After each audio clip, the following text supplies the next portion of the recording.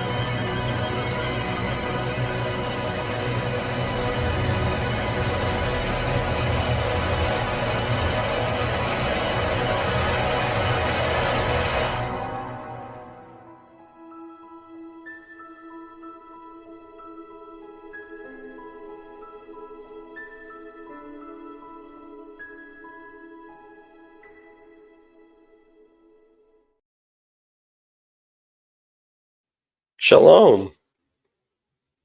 Happy Hanukkah, Yoav. Yeah. It was a happy Hanukkah. How are? Oh, good. Hello, Matt. Thanks for joining us today.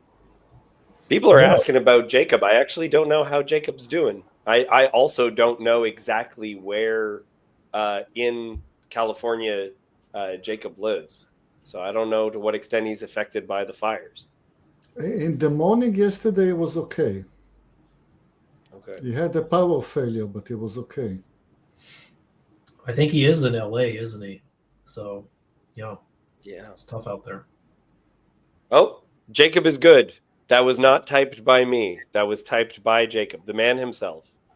Oh, good. He's, Glad to hear he's, it. he's a power for the good, no doubt.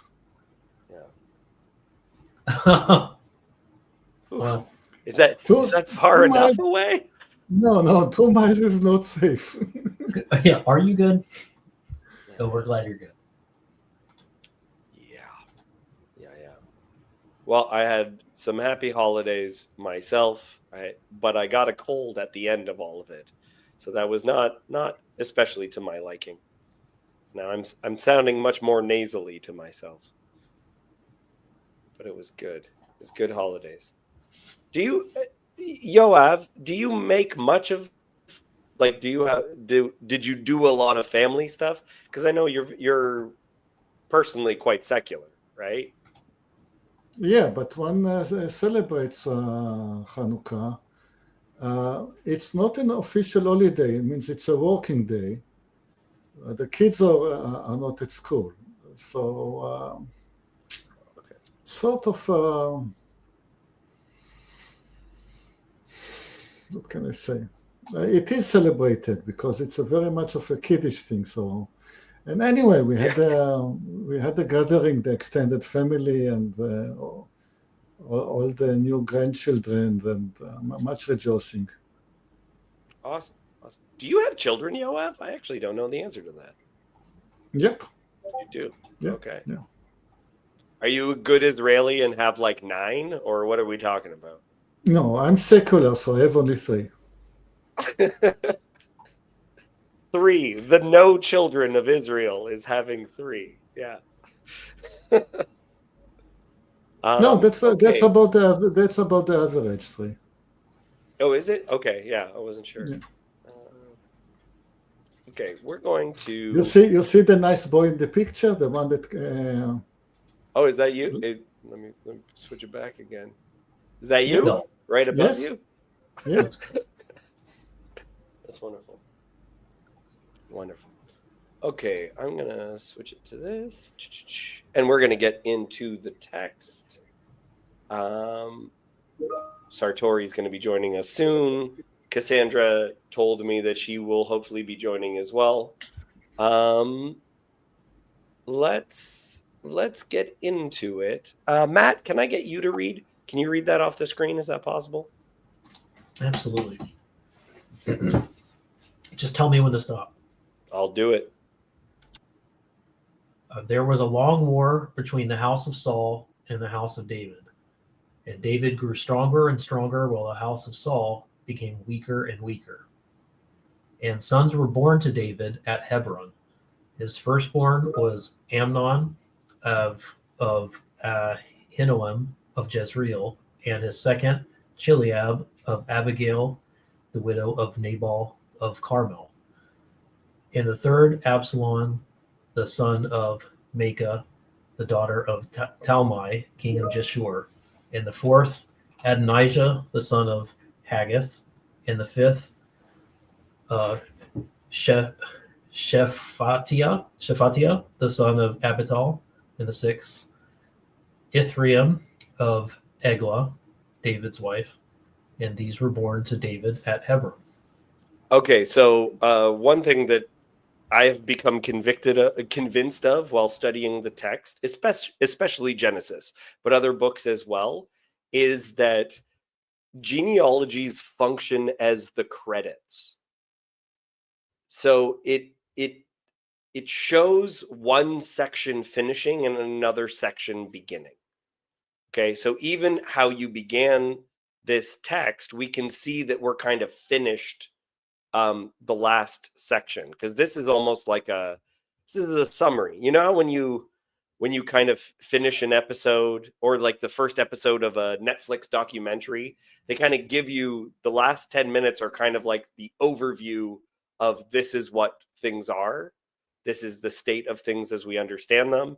And then you get at the beginning or at the end of a story, you get the credits, and genealogies are like those credits. It's just a bunch of names. And these are the characters that will be important as we continue on. These are the kids of David who are going to be vying for the throne after him. And they're enemies. They don't like each other. There's all kinds of stuff that's going to happen. And it's the fun Game of Thrones bit. But that's generally, I don't know. Do you guys have theories yourself about genealogies, or do you just accept mine?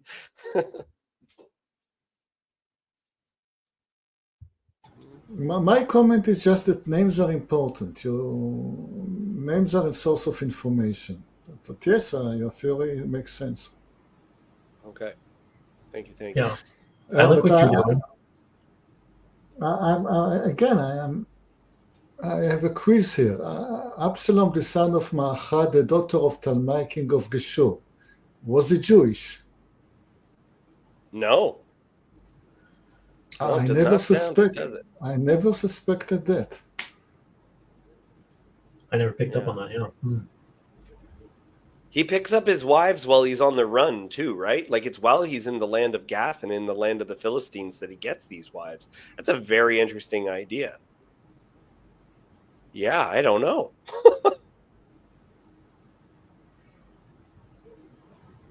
There's also a ton of, I think, irony in the most important of David's children.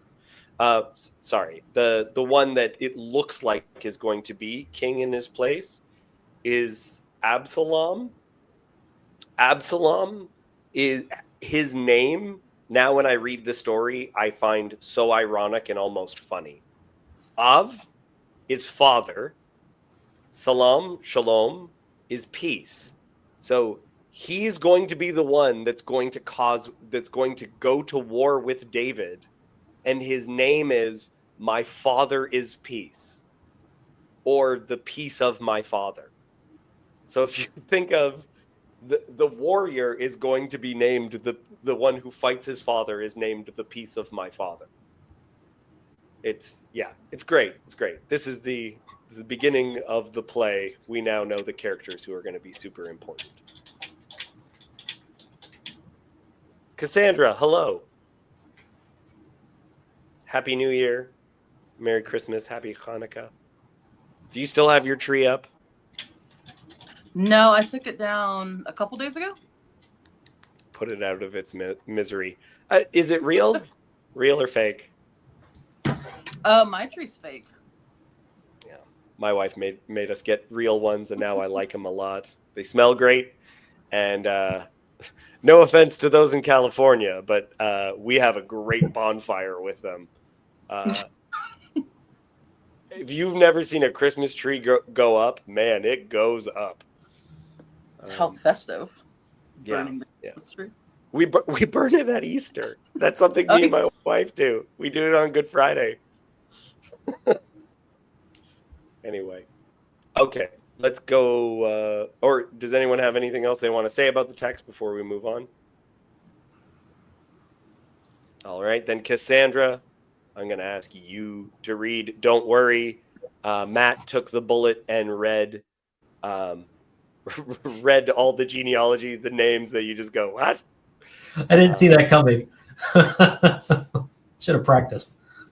Let me tell you, there is a secret on how to pronounce Old Testament names. Now, it doesn't work as well when Yoav is around.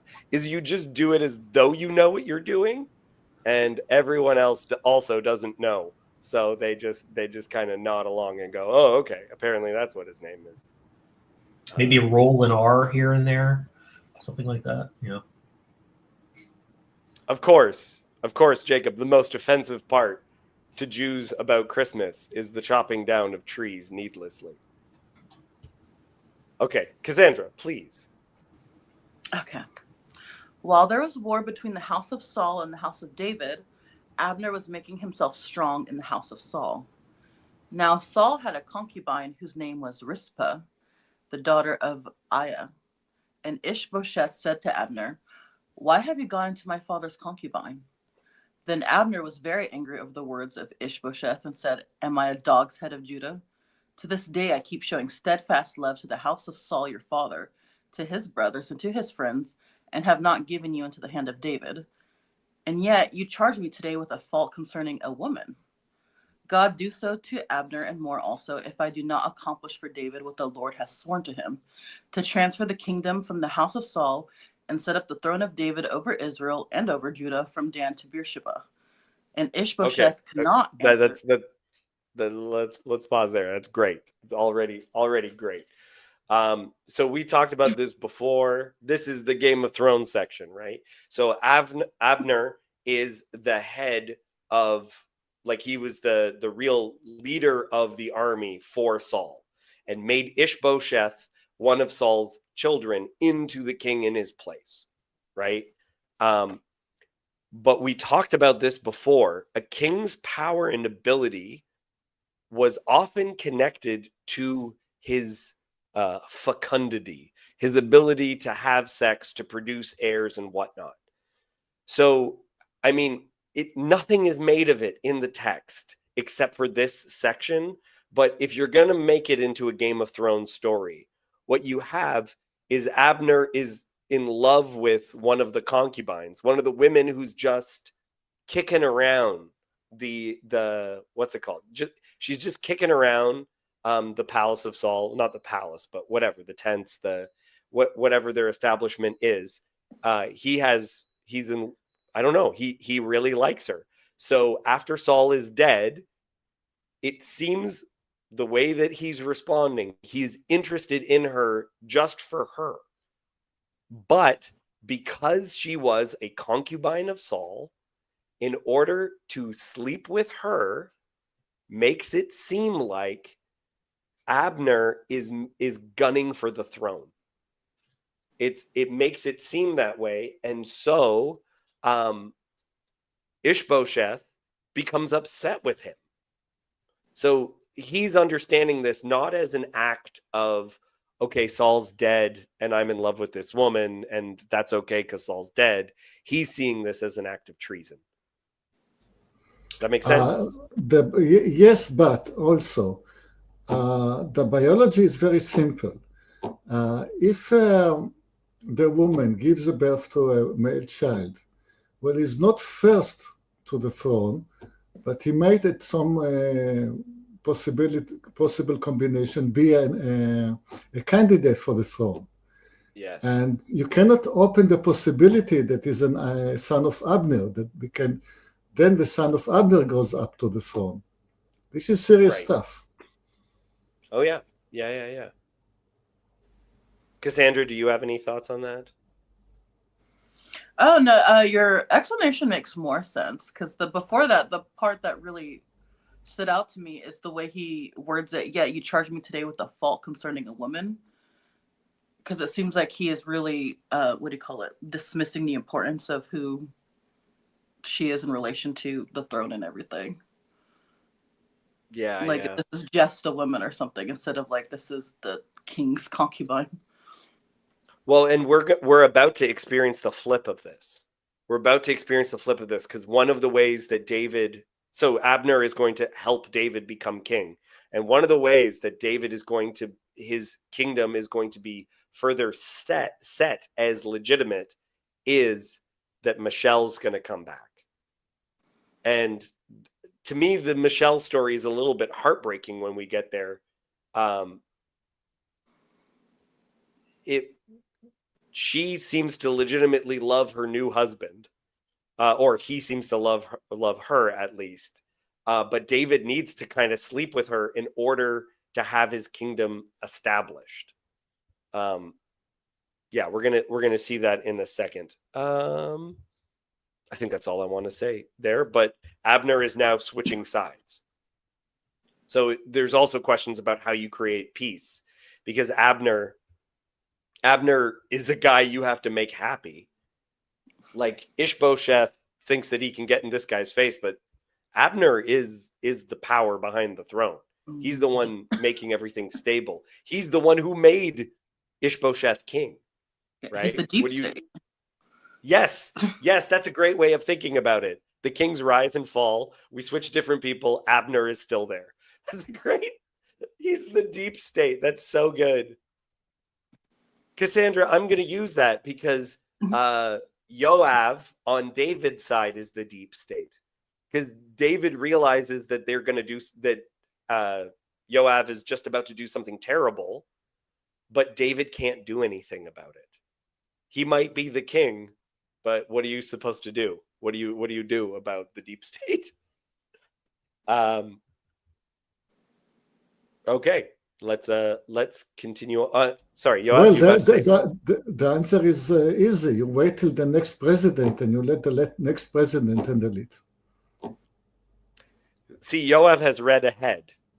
David knows that Yoav should be punished, but can't do it himself. So it's Solomon's first act as king is to kill these guys. Yeah. Okay, let's continue on. That's a very good point. Cassandra, go ahead. Verse 11. And Ishbosheth could not answer Abner another word, because he feared him. And Abner sent messengers to David on his behalf, saying, "To whom does the land belong? Make your covenant with me, and behold, my hand shall be with you to bring over all Israel to you." And he said, "Good, I will make a covenant with you, but one thing I require of you, that is, you shall not see my face unless you bring Michal, Saul's daughter, when you come to see my face." Then David sent messengers to Ishbosheth, Saul's son, saying, "Give me my wife Michal, for whom I paid the bridal price of 100 foreskins of the Philistines." And Ishbosheth sent and took her from her husband, Paltiel, the son of Laish. But her husband went with her, weeping after her all the way to Bahurim. Then Abner said to him, "Go, return." And he returned. Okay, seriously, try to picture this in movie sense, right?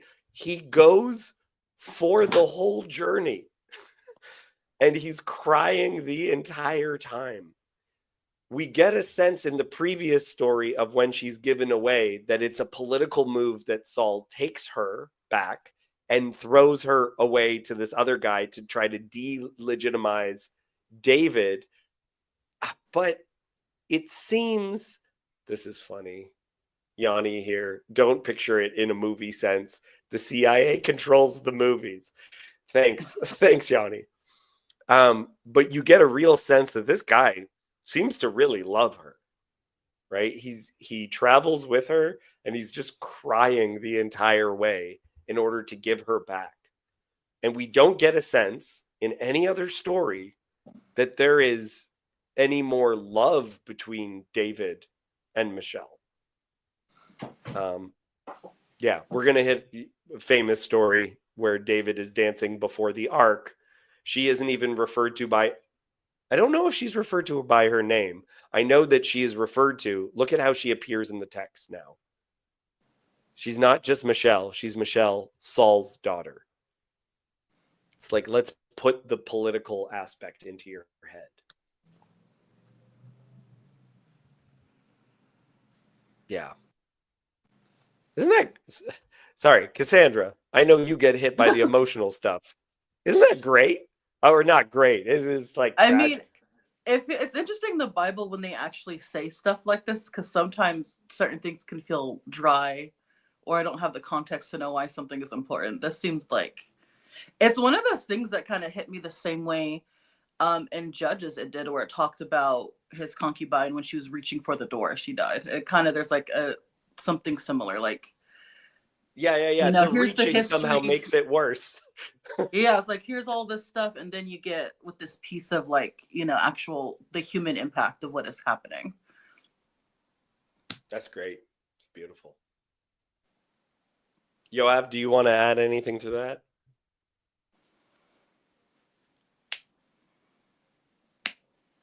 Okay, let's continue on then. Okay, verse 17. And Abner conferred with the elders of Israel, saying, For some time past you have been seeking David as king over you. Now then, bring it about, for the Lord has promised David, saying, By the hand of my servant David I will save my people Israel from the hand of the Philistines, and from the hand of all of their enemies. Abner also spoke to Benjamin. And then Abner went to tell David at Hebron all that Israel and the whole house of Benjamin thought good to do.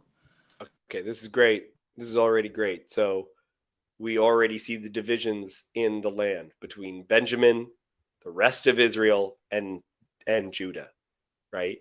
And so you bring over your it's Dave Rubin, right? It's like you want a powerful messenger. What you do is you get someone who converted, who switched sides. Because then they say, look, I was with you guys too. We were all on the same side. And now I'm switching sides. And this is my way of saying that everyone should, right? So he becomes the spokesman for David and even legitimizes him through Saul, because now David is connected to the house of Saul directly, right? With his wife, Michelle. Continue.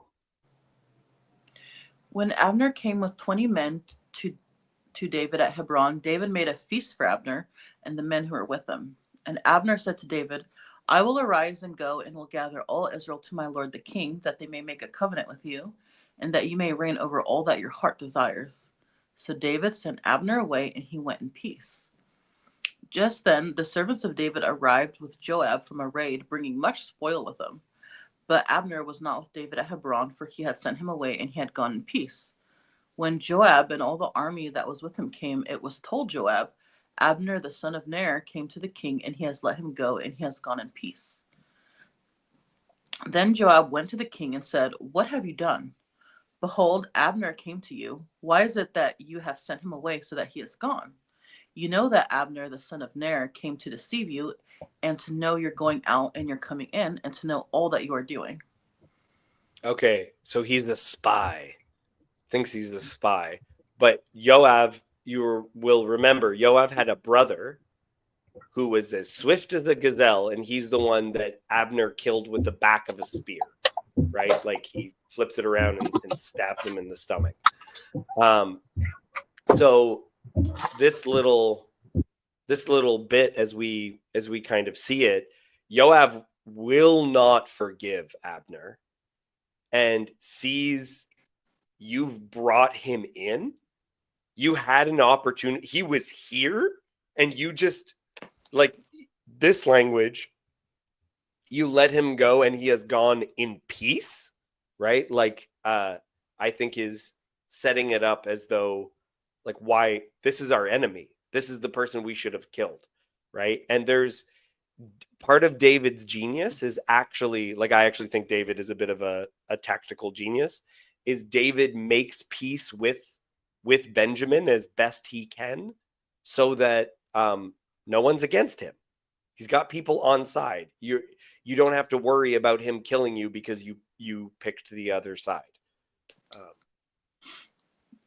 Yeah, I guess it's though because Abner is probably a bit of a tricky character, seeing how he just flipped from Saul to David. Right. I want to point a fine point. When Abner is talking to the elders of Israel, he's describing the borders of Israel, from Dan to Beersheba. And Dan indeed was the northernmost settlement of Israel, very much the existing northern border of Israel at the moment. And when Abner is talking to David, he's describing the border as whatever you want. I mean, you decide whatever you want. And the difference is that the elders of Israel do not want David to lead them into war. So Abner said, well, the borders are settled. There's not going to be any war of expansion. And to David, Abner said, well, the game begins. Right. It's interesting too. Like I find I find Abner such an interesting character because David recognized, like what's the expression? Game recognizes game, where it's like they compete. It's the scene in a movie where two people sit down, like the criminal and the police officer, and they say, "We're not so different, you and I." Like despite this guy being, despite them being enemies, they recognize how great a warrior the other person is. It seems they recognize the influence of the other, but that also is exactly what makes them dangerous. Michael, Merry Christmas, Happy New Year. How are you, sir? New Year. I'm good.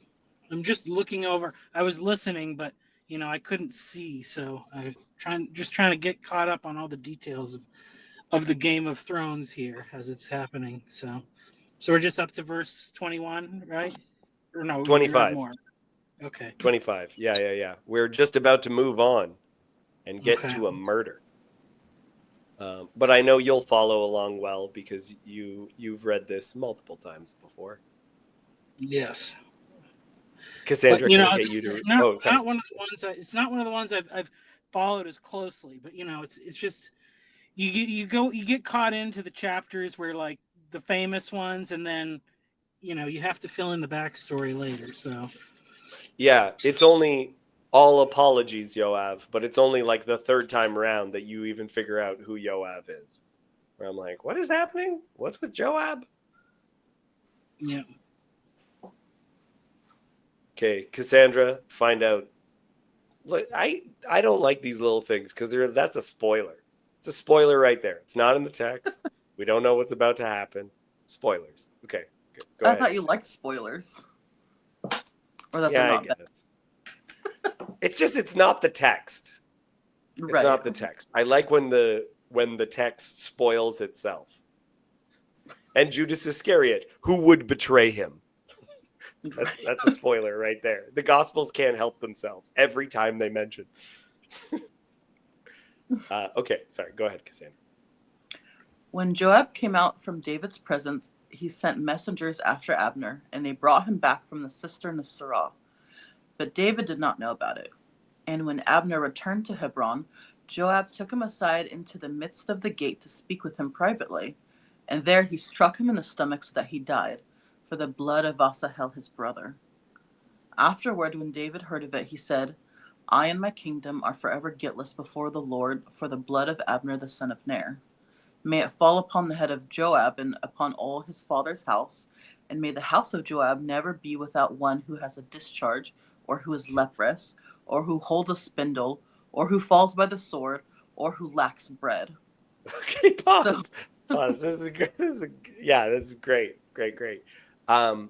So, unless I'm mistaken, the taking aside at the gate is important because, unless I'm mistaken, this is connected to like a city of refuge, where if they met in the city, it would have been safe, and Yoav would have been punished by the people. Whereas he kind of says, can we talk outside? Comes outside, and when he comes outside, then they kill him outside, like out of, it's the jurisdiction, right? That he's killing him outside. And for all these things that I said was David's genius, that I think is part of why David almost has to make a statement like, you have to disassociate yourself from this. I don't care that it's your family. You got to push fully away from it to show that you had no involvement whatsoever. And he does this partially by calling a curse, which includes, yes, Don, a discharge. That could be. Yeah, Is it? It is a dishonorable discharge. So is good. Hebron is a city of refuge? Is it? Can we verify? We can verify that. Is that what you're saying? Because I remember, like, I'm thinking back, when we did Ruth and stuff, and that like the gate is like the meeting place. So I wonder if that was almost like, that's the place where you feel safe when somebody wants to, you're not worried about being assassinated because that's like the place of public Yeah. Well, so business. Hebron is the capital at this time. Mhm. David's kingdom, its security is Hebron. So Yeah. David, that's the place where. So the idea of meeting him right outside of the city. Okay, but certainly, it's not the cities of refuge like when it talks about when somebody commits manslaughter or something, right? And they can flee. let me check. I mean, because it seems like the thing is that everything on the records here is the as far as anybody who's getting the newspapers or whatever, they know like David said go in peace to Abner, and now it looks like David called him back and had him killed. Yeah. And that's what David's trying Now to I know for a fact disassociate that himself from. I just pulled it up. The third city of refuge, Hebron, is the most ancient of all the cities of Canaan. It was as old, if not older, than Damascus, and was built 7 years before Zoar in Egypt. So it is stated that it is the city of refuge, and it also is the capital, and it also is like the oldest city there. But the perks of a city of refuge don't really do anything for like revenge killing. So that's kind of an aside the point, right? It's exactly what they protect from, Satori. They're exactly supposed to protect from revenge killings. Yeah. Primary function. Yeah. The But- protecting against a revenge kill. But I'm going to add something else here because I'm not. It could be a revenge killing thing. I mean, it could be about City of Refuge, but I think there's another thing, which is he kills him inside the gate. And there's an archaeological point here. Right? These gates are complexes. They're not just like a door, like an opening in a wall, right? They actually have chambers, and they're rather complex because they're defensive structures. And he's not killed in front of the gate or outside the gate. He's killed inside the gate. So I don't know. We could talk about whether inside the gate counts as being in or outside the city of refuge. There's a discussion, I guess, probably a halachic discussion to be had there at some level.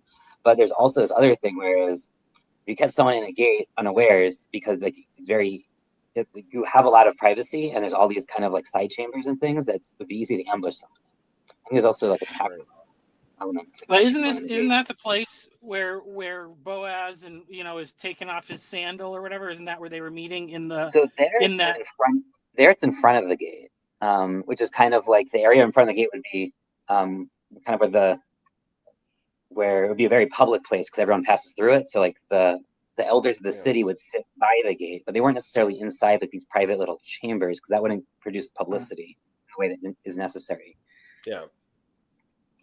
To me, it's almost like a scene where someone is about to cross the border, right? And there's officers there. There would be officials, representatives of the state there, and you can imagine someone about to go in, and then they're taken to the back room. Let's just say you modernize this, right? They're still at the airport, right? And they're okay. No, we just need to take you into another office, and they go, and there's Yoav, and he kills them as soon as he's taken aside, kind of a thing, right? Which is interesting. If it was totally acceptable to kill someone out of revenge because the city of refuge should have protected him.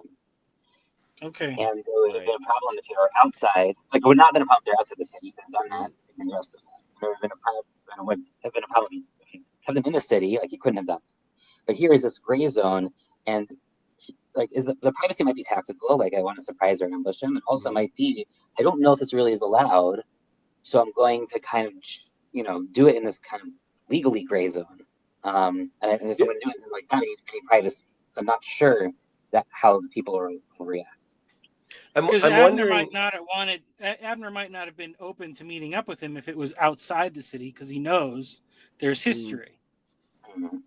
Okay. I'm also wondering though about this idea of it, like in the gate, the image that I'm really glad Cassandra brought this up, so maybe that's why it's on my mind. But the image of the concubine, who in the land of Benjamin, or it's with the Benjaminites, the massacring while her hands are reached out right at the gate. Like it's an image of the doors right there. There it's a house, right? It's the house. There it's a house. Yeah, no, I know. But like, it's not, but the gate's not an opening. We just said it's quite large. You can't just reach out. Right. Where an example of that would be, what's her name?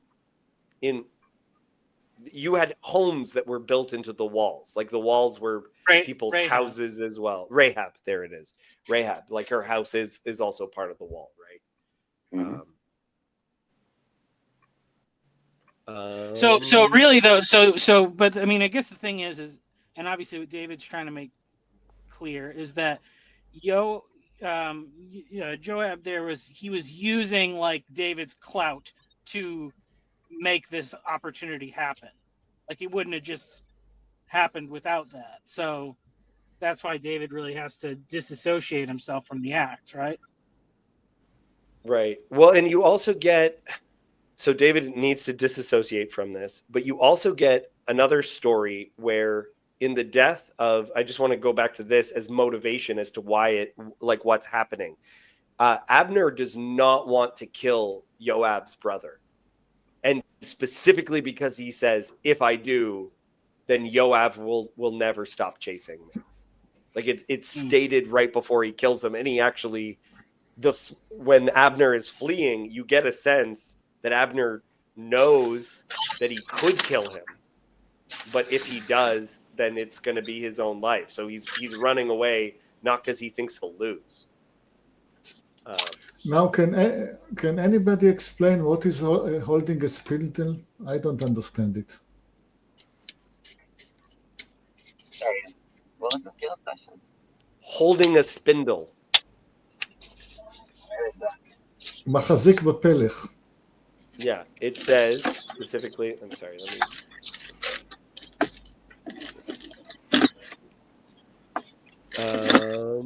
Right here.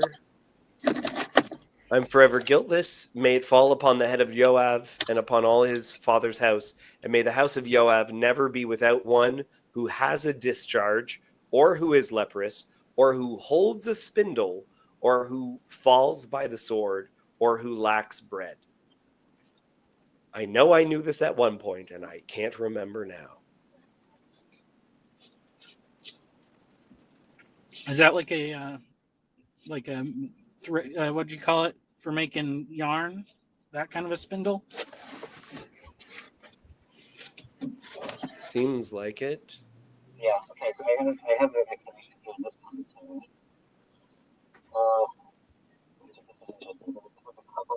Two options. One is that it also be aware of something part of analogy for crutch. Sorry, Joseph, I can't hear you. Okay, I'm saying so. There's two suggestions in this commentary. One is that based on some etymology, it might also mean crutch, so being lame in the leg and needing to put crutch or cane to walk. However, there is if we wanted to put a spindle, which is likely because that is how it's used in Proverbs, the only other place it appears, and it's pretty clear there what that means.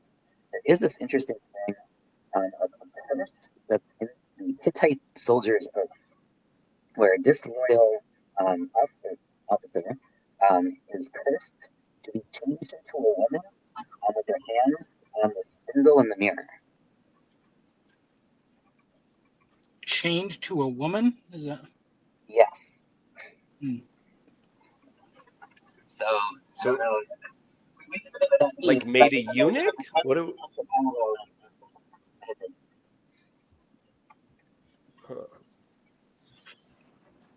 Perhaps a man who is made lame or sick somehow that they can't leave the house and have to do women's work. Oh, okay. So he's not outside anymore. He's not working in the field. It's interesting. Where is it? Then Abner, sorry, this is the chapter before. Abner said to him, "Turn aside to your right hand or to your left and seize one of the young men and take his spoils." But Asahel would not turn aside from following him. And Abner said again to Asahel, Turn aside from following me. Why should I strike you to the ground? How then could I lift up my face to your brother Joab?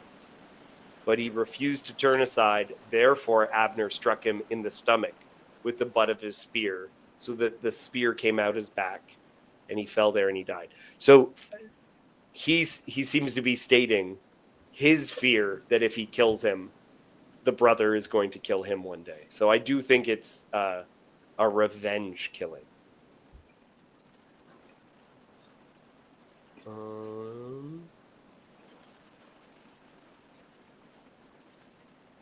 Let's. Does anyone have anything else they want to add before we continue on? I do think it's just interesting how, like, you know, you always have these stories of people like speculating about, like, our family is cursed and it's because so and so did whatever. But it's like David gives him the whole like business, and so it's like his descendants, if they remember this, you know, that's like they know, yep, it is because we are cursed, and this is the reason why. You know, It's just interesting. It's also David's nephew. Let's be clear about that too. This is a family which David has to take down a step because they would have been in a position of privilege. They would have been people who would have been rivals to the throne to a certain extent. If you're going to make a list as to who is top positions of power, right? So, David is actually cursing his own family to some extent. I mean, extended family, but still.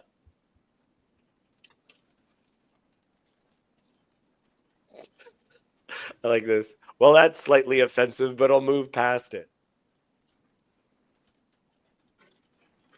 I think she's talking about describing disgraceful being like a man doing woman's work. And we will move past it. So let's do that now. Cassandra. Well, we'll have to move past it, but I'm marking this as a point where we actually clearly have not understood the meaning of the text. It requires further study, but not today. Okay. Yeah, I will certainly look into that a little bit more too. Everything else, though, is related to the person being permanently unclean. Being in a state of uncleanness, which would have put limitations in what they could do in worship, who they could come in contact with. So that's interesting in and of itself. Well, not lacking bread. Oh yeah. I mean, I think it goes in an order almost of uncleanliness. Because a woman might also be as one who monthly goes through unclean cycles, right? One could see this as an order, but then the falling by the sword should be the top thing. So it doesn't quite. Maybe it's not really an ordered list. I don't know. It's a weird list. So I think if this was a curse on a woman that she would have to do men's work, it would also be just as offensive in an ancient context. So we shouldn't necessarily just read it in one direction. I think you got yourself back, Yosef. Thank you. Yeah. Okay, let's continue on. Cassandra. Then David said to Joab and to all the people who were with him, "Tear your clothes and put on sackcloth and mourn before Abner." And King David followed the bier. They buried Abner at Hebron, and the king lifted up his voice and wept at the grave of Abner, and all the people wept. And the king lamented for Abner, saying, "Should Abner die as a fool dies? Your hands were not bound, your feet were not fettered. As one falls before the wicked, you have fallen." And all the people wept again over him. Then all the people came to persuade David to eat bread while it was yet day. But David swore, saying, "God do so to me, and more also if I taste bread or anything else till the sun goes down." And all the people took notice of it, and it pleased them, as everything that the king did pleased all the people. Oh, that's so good. That's so good. Such a good line, right? Because I do think, again, I understand a lot of this stuff is political as well as personal. Is David knows that he needs to make a presentation of the fact that he had, because this is the piece is at like The murder of Abner is the possibility that the kingdom falls apart immediately. That no one trusts David, that he's going to kill all the other tribes because he wasn't on their side, like they weren't on his side and everything else. So David is doing this public presentation of just how sad he is and publicly again cursing the people who did this thing to Abner.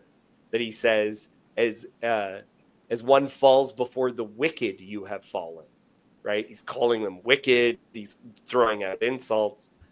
And I think it was Joseph was the one who came on to tell us before that this is not Jewish practice to fast. So David is doing more than what would have been required to show just how sad he is that he fasts for the day. And again, he's making the crowd happy. And he knew what to do. He was good at public relations, as we say.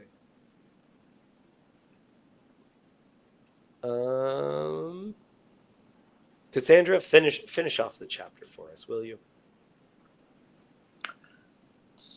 So all the people in all Israel understood that day that it had not been the king's will to put to death Abner the son of Ner. And the king said to his servants, "Do you not know that a prince and a great man has fallen this day in Israel? And I was gentle today, though anointed king. These men, the sons of Zeruiah, are more severe than I.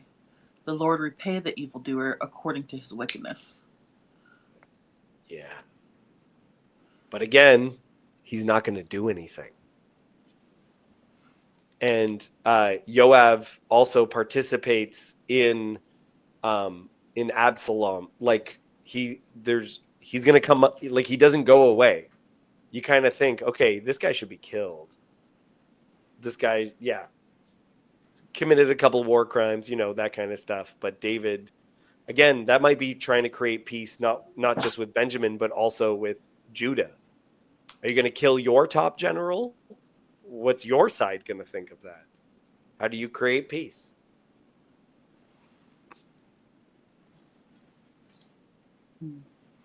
It would have been interesting to see if he didn't kill Abner, how Abner would have behaved, because it's possible he might have also flip-flopped in certain ways for David the way he did for the house of Saul. Yeah. Because, he didn't trust him. He did kill his brother.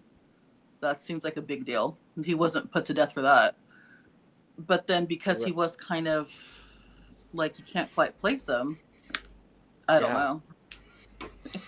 Yeah, you can't trust a traitor.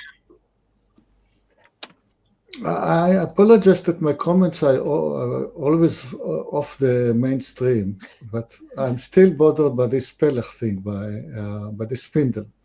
What a spindle is a stick with a round disc at the end. This is what a spindle is. It is exactly how a walking stick would look. A walking cane would look like a stick with something, and I don't think there was much of an industry of producing walking canes. So if somebody is lame, he just grabs a spindle and is using it to walk by. So holding a spindle is just lame. Okay, that's what you're thinking it refers to. Okay, yeah, that was the first one that Joseph pointed out, a crutch or whatever. So yeah.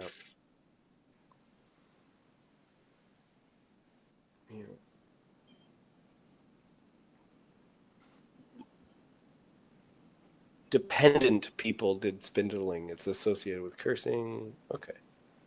Lots of interesting things. Well, it's kind of similar thing because I think that's one of those things you can do while you're sitting down. So, you can't walk, but you got to work. So you got to find something you can do sitting down anyway.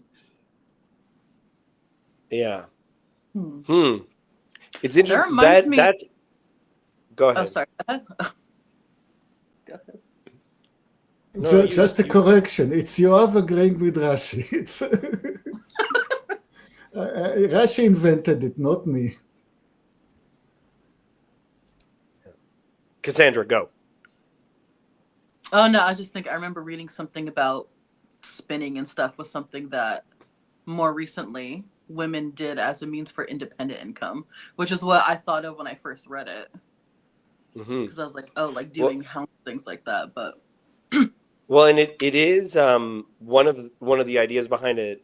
Mary Harrington talks about this a bunch, that it is work that you can do while you're like taking care of children, because if you have to stop, you haven't ruined anything. It takes a very long time. It's tedious, and it's work you do while sitting. So it's interesting that either interpretation could mean that the person's lame, right? That you spinster. That was the word I was thinking of too, spinster, because I think that's like related to it. Because they're like those women, they didn't necessarily need to marry or something, or if they didn't, they could still make an income. Well, yeah, because they were always living with like a sibling or something. Because that's the thing. It's once your parents are gone, but you're not married, so you got to live with your sibling. You're a spinster. You got to help out with the household chores in some way. Well, that's so fascinating to me. I was at a we just have no appreciation for this. I was at a like one of those heritage village sort of things, and they were talking about the amount of time it took to create yarn, and so whenever you weren't quote unquote working, you had to be doing this constantly. So it's busy work that the household always needs, and it's what you do when you're not doing harder work. It's like people weren't checking their phones, right? So afterwards, when you're just sitting around, you're just doing this for hours, right? Just in order to get enough thread to possibly mend a garment or whatever, right? So you could. Like I'm thinking about it, I'm trying to think about how there is going to be a disabled character related with the House of Saul that I really like, and I'm wondering if he is tied at all to a spindle, but I'm not sure.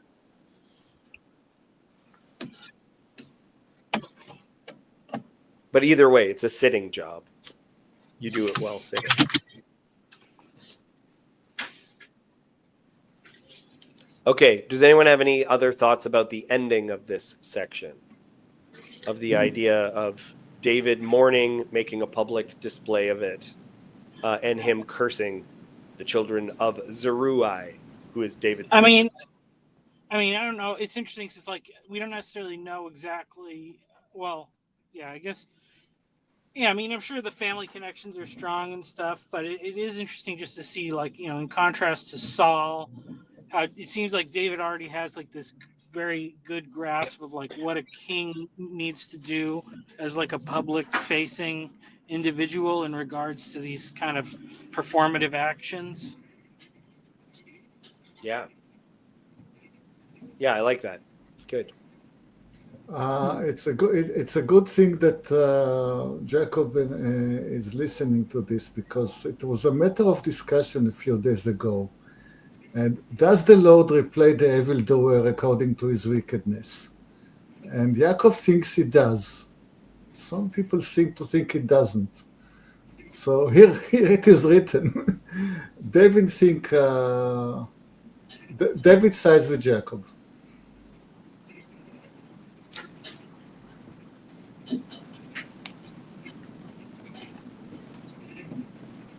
Yeah, that's the run. I had another question when we were at the beginning. Did we? Yeah. Because he was saying, you know, the mother of Absalom is like the king of somewhere or whatever, and is that the one we were saying like that's probably a Gentile? Yeah, where does she come from? Yeah, Yoav was asking about the names of the moms. Is that one that we know, like when and where David had interaction with that king, or is that like it happened then? Like, is that somebody that David had previous dealings with? Yeah, I'm not sure. I mean, if it's not mentioned, then I would assume, you know. I have not done the work to understand these women. Well, it's just interesting because, you know, thinking about like the first two, you know, Ahinoam and Abigail, and and hadn't really pieced it together until we went over it all before. But they were both kidnapped and went through that whole, what I'm sure was a horrible experience. And how does that? And Amnon turns out not so good. So it's it's just interesting how these things, the more you can fill in, it makes sense of the characters so much more. Mm-hmm. And Yosef is mentioning this, which we kind of said before, but it's really important for the Amnon Tamar story. Exactly. That's why I was. Yeah. It also was interesting to me. Saul is. So Amnon means faithful or devoted. Okay. Which is also very interesting because he's so sleazy. But the Ammonites are the ones responsible for is the ones that Saul gets into the conflict with. So is there any kind of a relationship between that? I have no idea. I'm just grasping at things that sound the same. Go ahead, Yoav. Okay, so I was looking up where Geshur is, and it seems to be on the Golan Heights. Now, Abner said that the limits of what he said to the elders, that the limits of Israel is Dan. Dan is just on the foot of the Golan Heights. Now it seems that we have a claim on the Golan Heights by marriage. If this was a kingdom in Europe, we could have expect a claim on it. That's good. That's very good.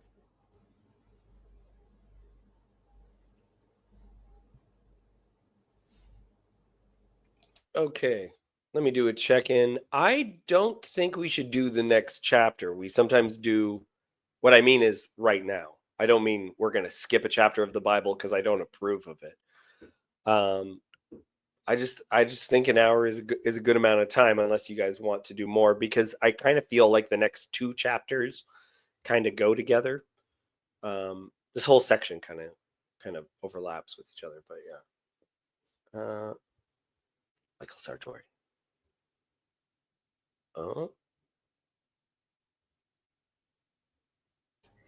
When we start the next chapter, the first line mentioned the word gdud, which is also mentioned in this chapter. Seems to be two different meanings to the same word gdud, and maybe we'll discuss it then. Can I get a preview?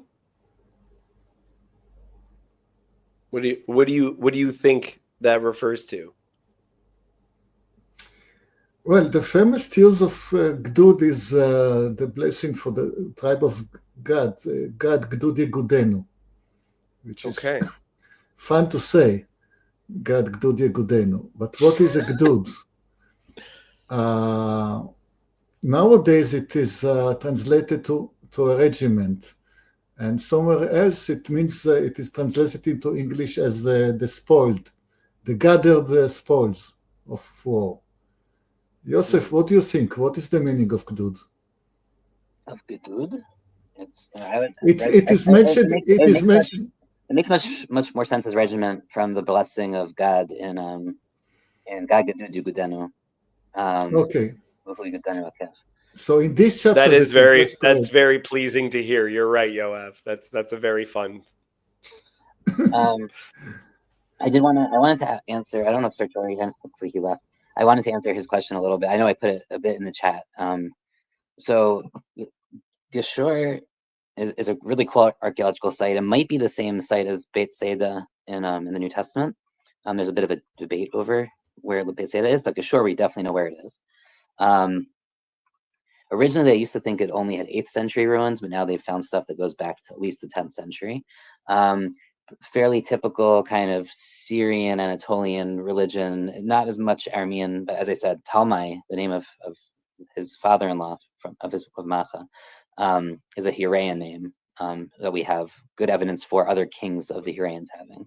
Like Huraeans are a culture that really are next to the Hittites up in what's now Turkey.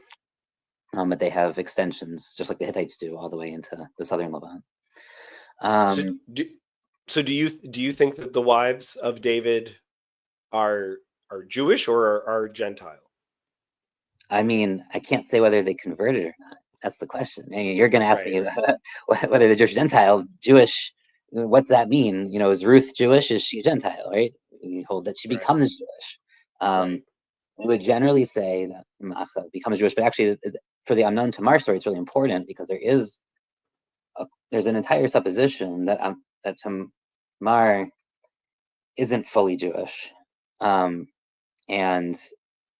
there's that adds some interesting midrashic kind of layers to like what's going on in that story, and because of course they flee to Geshur, but it's also important to note this came up earlier. And Sartori was asking, right? Michael was asking, how did this happen? We know that David was raiding the Geshurites. It mentioned that when he was in Ziklag, that was one of his targets, and he was going into their territory, even though they're way down in Gat. Like he's supposed to be in Ziklag, which is the Negev, but he says that he's kind of coming up to Gat, which is Gat's by the Philistines. Geographically, it doesn't make a lot of sense to me. And if Yoav wants to figure out, why in the world they would be traveling in this from Gat up to the Golan, I don't know, but he's somehow getting to the Geshurites. He is raiding them. Maybe they've taken territory further south, or maybe they're working with the Philistines or with Israel.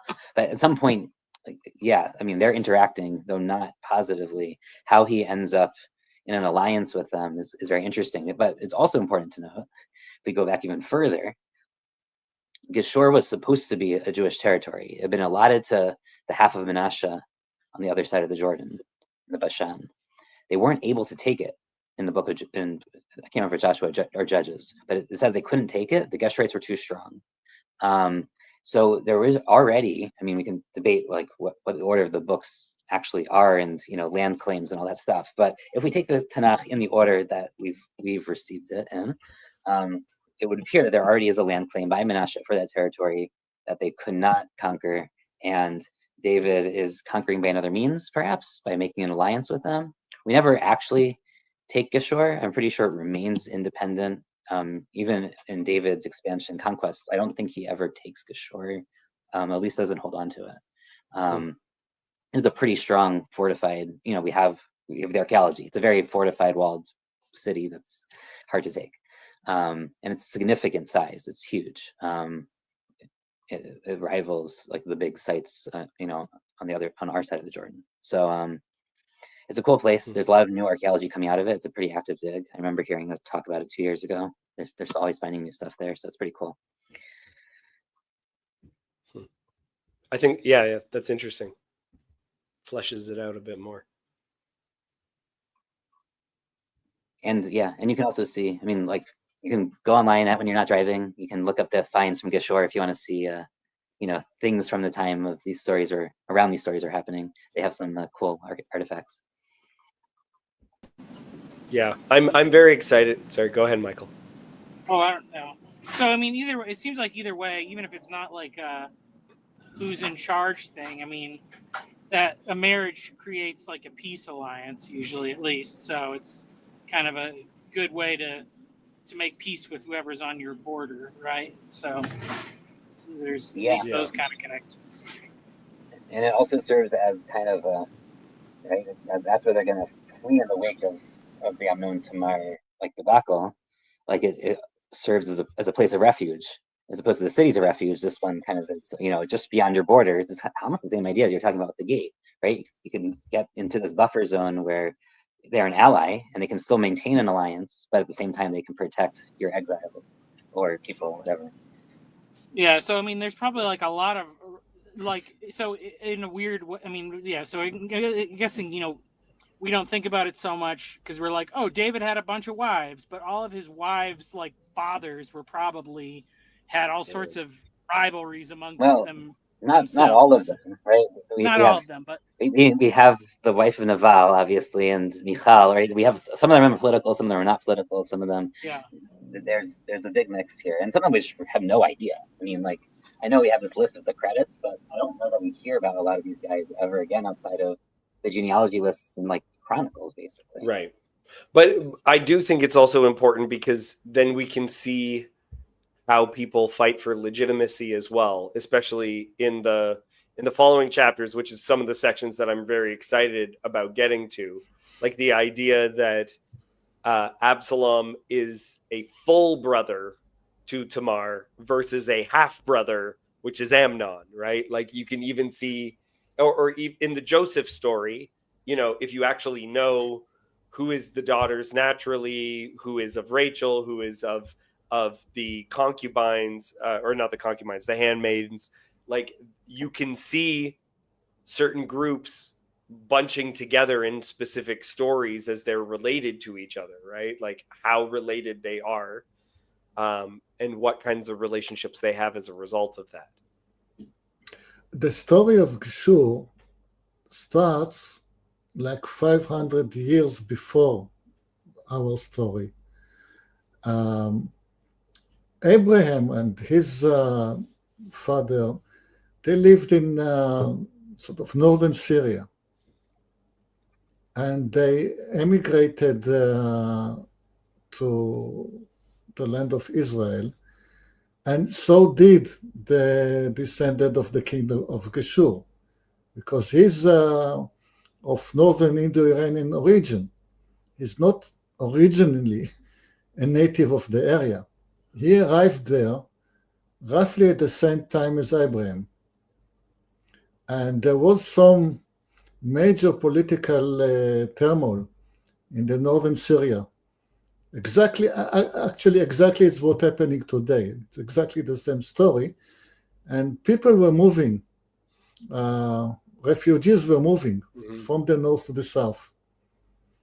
And they couldn't quite get, the Geshurite couldn't, at the time, 500 years before, couldn't get into the land of Israel because it was ruled by the Egyptian.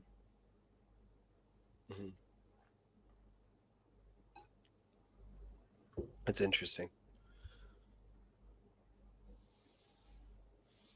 Okay, I think I'm gonna call it there, despite the fact that Mick Mosef is trying to catch up with that.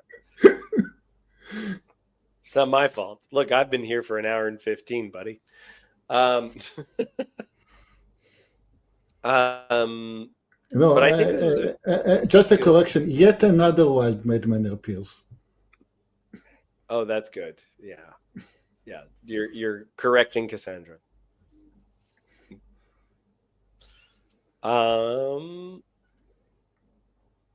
Yeah. This is exactly the bits that I want a movie out of.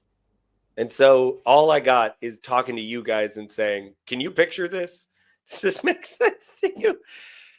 Because I had it, I was just like, man, I just want to see that scene, Yoav, where you kill that guy.